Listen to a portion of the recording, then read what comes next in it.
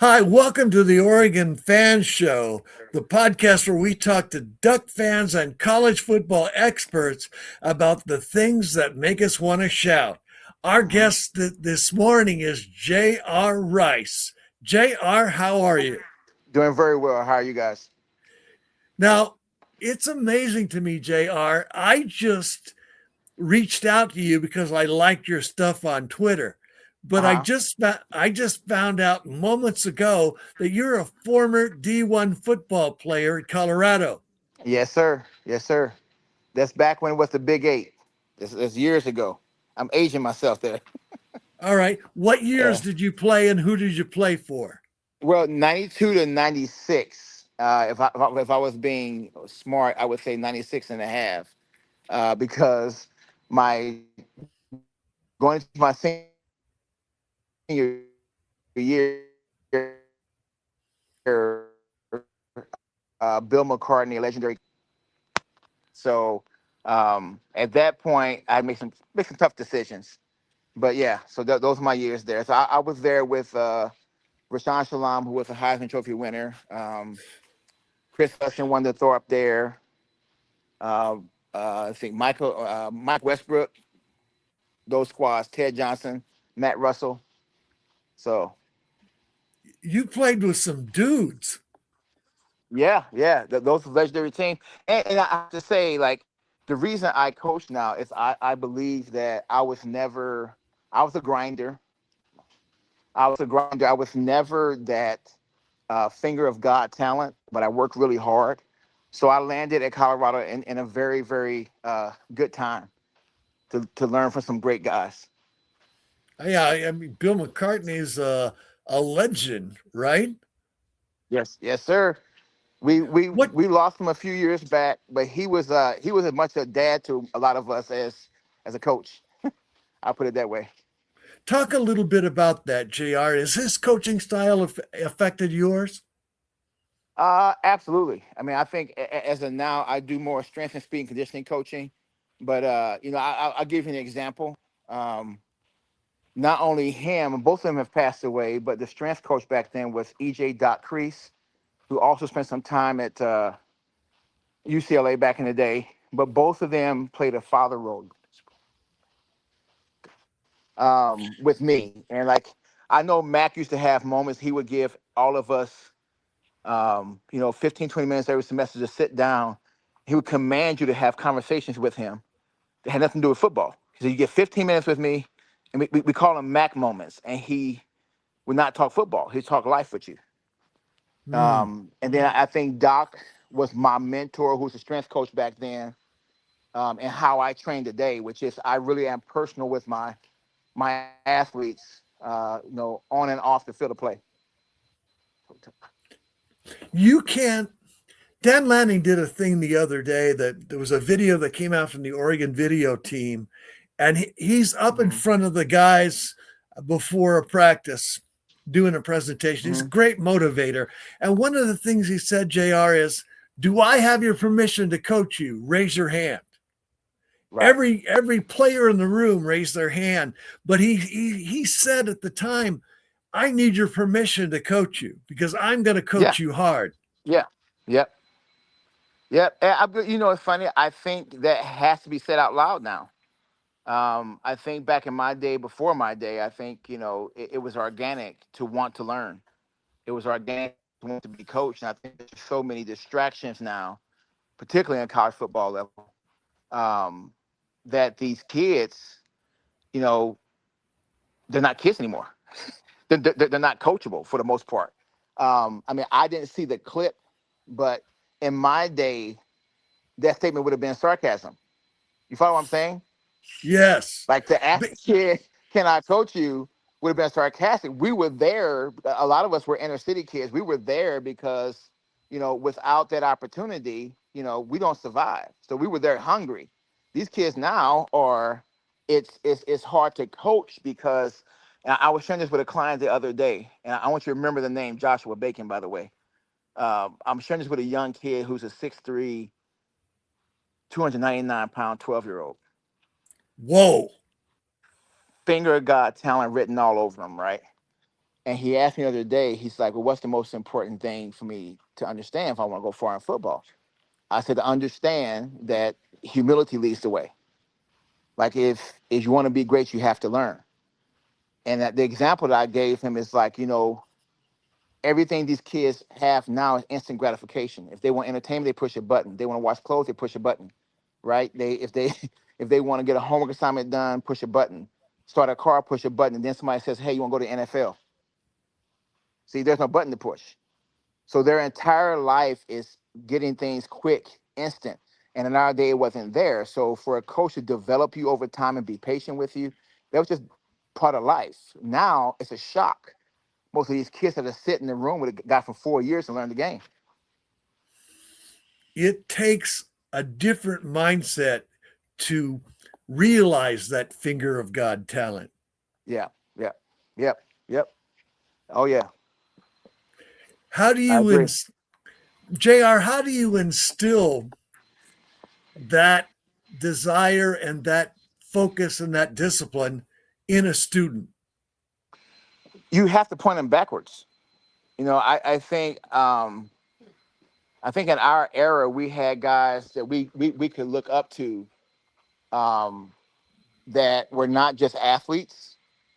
They were high character guys you wanted to be. And I find myself now that it's difficult to find those guys. So a lot of time I'm training young athletes, regardless of age and stage of the game, I'm going to point them back, look back at so-and-so, look back in the past. Because to me, it's the only way you're going to learn the most is look into the past of the game. Um, like you think about it now, if we were 1970, 1980s, 1990s, look how many people we had in NFL character-wise we can look up to. Now, I'm saying something that might cut a few throats, but think about it for a second. Right Okay. now, who's the first name that crosses your mind in the present? I'm going to tell my 14-year-old kid to look up to blankety blank and learn. That's hard, isn't it? But I can point back to Tom Brady. I can point back to Reggie White. I can point back to certain people learning a work ethic, perseverance, because the reason I put my sons in the game was not about sports. It was character development. And what I look at sometimes a whole bunch of why I put them in the game is no longer in the game. So when I taught them the game, I had to point them back, to the older fellas. And you mentioned some of your favorite examples. Yeah, yeah, yeah, yeah, yeah. Mine would be Jerry Rice, Yep, Michael Jordan, Kobe Bryant. exactly. The Yep, guys had that finger of God talent you're talking about, but they had drive and yep, discipline and an understanding of the process. yep, yep, yep. I mean, with the talent and still working. Still, that's hard to find. It's that mesh that makes it really work. Yep. Yeah, I mean, I was telling someone one day, I trained a young basketball player down here in Tennessee as well, and I gave him the example. I said, John Stockton, decent talent, you know, uh, great work ethic. Pointing him back to John Stockton, I said, Allen Iverson, a lot of talent, but and then I said Michael Jordan, right? Here's a guy who had the talent and the work ethic, and that's difficult. But like I said, that's hard to convey in the modern day with young athletes because I said everything is so instant. Those guys became those, who they were over time. Patient process. It's rare to find a kid, these days that's willing to do that. Michael Jordan got cut as a sophomore. Yep, he sure did. Yeah. Sure did.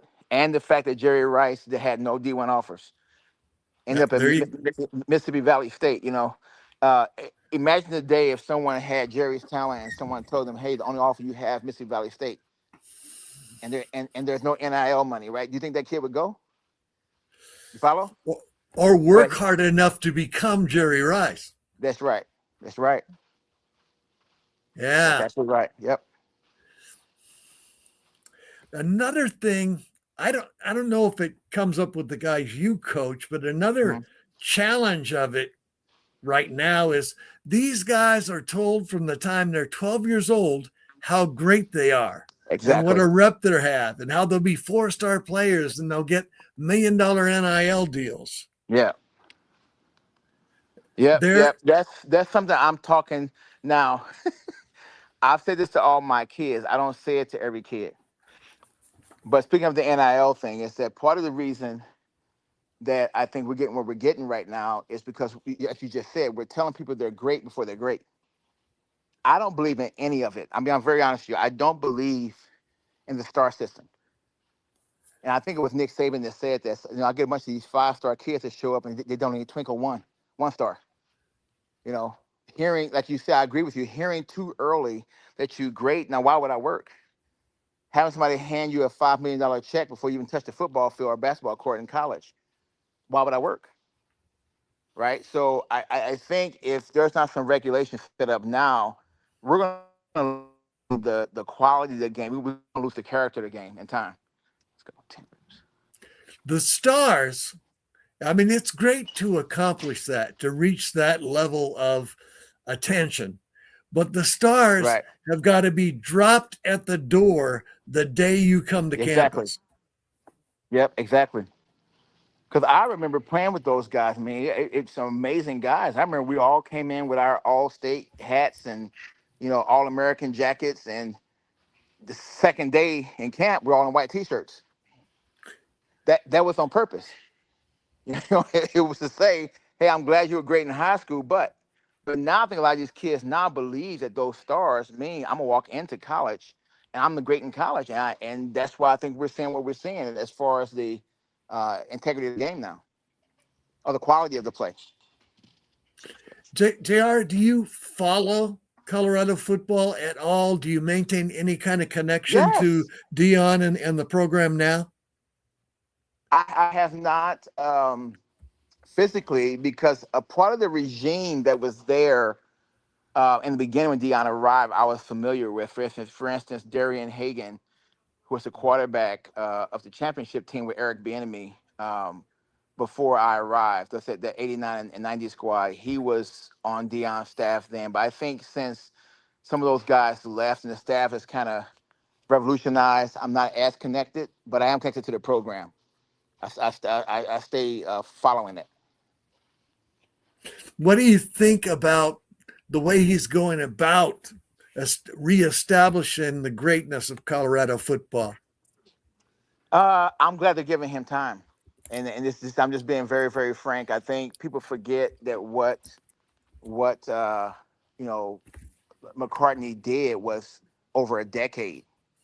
It took a decade to get from a losing program to back to back championship opportunities against Notre Dame. And then my years there, where we were in a Cotton Bowl, a Fiesta Bowl, and Aloha Bowl, et cetera, and being top 10 every year, that took time. And I think since moving forward, it just seems like the program is time. He's going to do great.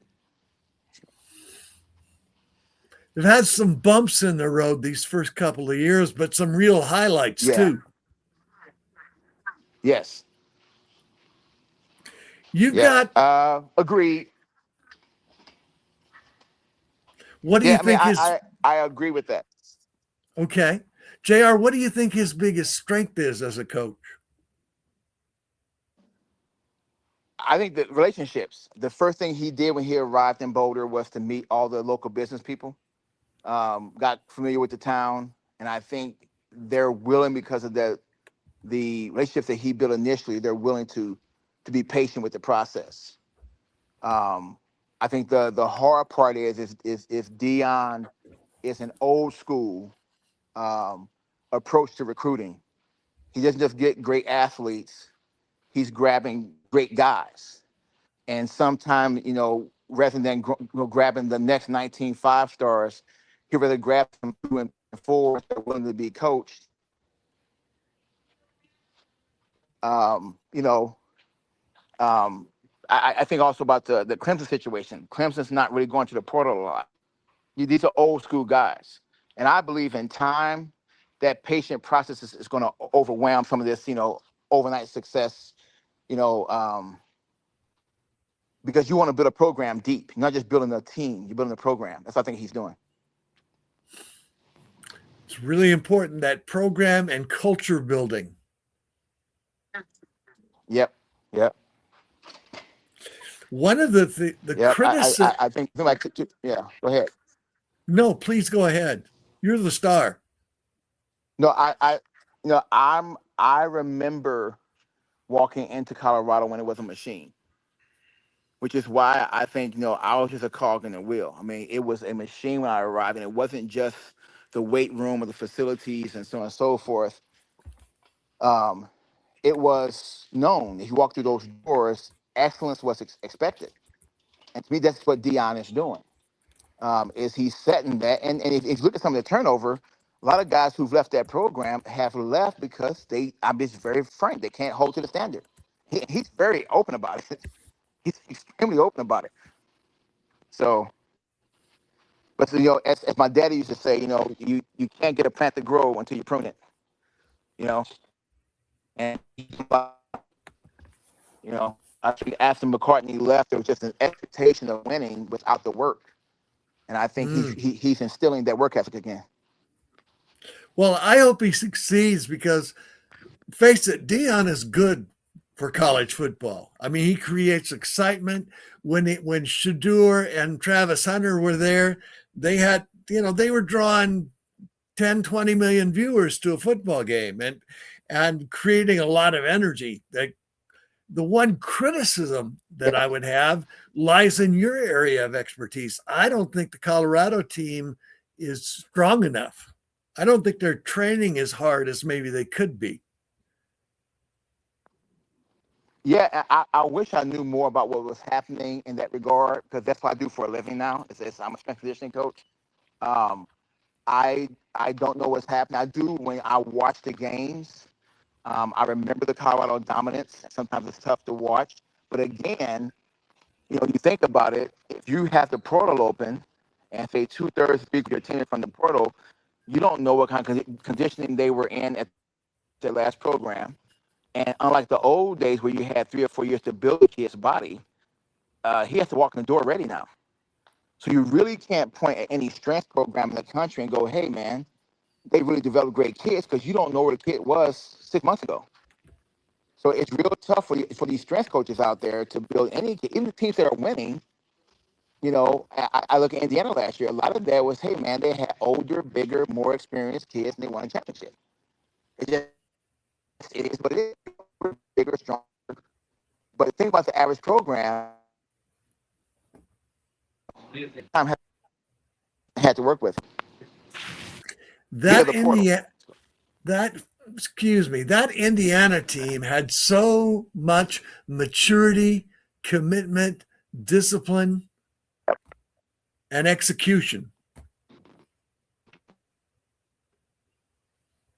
Yeah, yeah. I have. That was a shock to me. I think when they hit the playoffs, I watched some of their games. I knew they were a good team. But what they did in the playoff, that was dominance, pure dominance. And you can watch them wear teams down. That's how I know when it's the weight room. When it's close in the first, second quarter, all of a sudden the other team fades. You got a lot of older, stronger guys, man. And in my opinion, that was basically an NFL team with a college logo. You know. They were as old as the Packers. Kurt Cignati does such a Yep. tremendous job of evaluating guys who fit his system and have the right work ethic and approach. Right. Yeah. Yeah. Yeah. Yeah. And well, if you look at his top line in coaching, you know where it came from, right? Yeah, Nick Saban, he's from that tradition. Became an Yeah. overnight success at 66 years old. Now we're having a little bit of audio trouble. I don't know what it is. I wish I knew how to fix it because you're really laying down some great stuff. Yeah. You have Well, two sons who are playing D1 football. okay. Well, I have one that's a redshirt freshman now at Louisville by the name of Micah Rice. He was the fourth star out of high school. And as a dad, I told him, I said, raise those stars, man. That's my opinion. I said, what's your goal is to go to the NFL? I said, well, you got to race all of that. So my son followed Smith Benjamin. He'll be playing for Jerry Macklin in St. Louis, Missouri, at Kirkwood High School this his senior year. He spent time more with my grandfather his senior year. I mean, my dad, his grandfather. So he's committed verbally to Missouri State. But there's some other schools coming down the pipeline. I have two in the nest down here with me in Alcoa, Tennessee. And Alcoa right now holds a national record for state championships. They have 11 in a row. That's impressive. That's awesome. And then you have, I think you told me, 3 sons that are in the Marine Corps.